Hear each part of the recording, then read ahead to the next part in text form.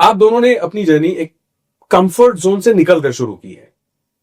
You've made really bold and different kind of films. मतलब वो वाली फिल्म्स जो सिर्फ कहती नहीं है कि हम डिफरेंट हैं, थोड़ा बहुत डिफरेंट होता है. सो कभी आप लोगों ने ऐसा पीछे, मतलब अगर अपनी जर्नी को आप देखो, डिड यू एवर थिंक कि ज्यादा ही कुछ अलग कर लिया, थोड़ा सा मेन स्ट्रीम करते तो बेटर होता? Do you have any regrets?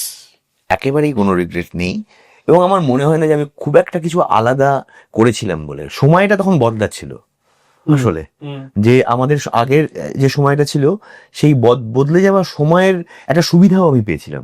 সময়টা যেহেতু বদলাচ্ছিল তখন অনেকে তখন বাংলা ছবির ধরন বদলাচ্ছিল, গল্প বদলাচ্ছিল, মূল চরিত্রটা বদলে যাচ্ছিল। তো সেইটার সুবিধা পেয়েছি আমি। আমার আগের জেনারেশনের অ্যাক্টররা অনেকেই সেই সুবিধা পাননি, তারা সিনেমা অব্দি পৌঁছতেই পারেননি। টেলিভিশনে খুব ভালো কাজ করেছেন, কিন্তু সিনেমা অব্দি পৌঁছতে পারেননি। কিন্তু আমাদের সময় আমি তো সেইটার একটা খুবই সুবিধা পেয়েছি বলে নিজের আমার মনে হয়, যে আমি যে অন্যরকম কাজ করতে পেরেছি, আমাকে যে কাস্ট করা হয়েছে, কারণ ছবিটা বদলাচ্ছিল বলেই। যদি একই রকম থাকতো তাহলে আমিও এখানে আমার কোনো তখনও স্থান হতো না। Radio Nasha.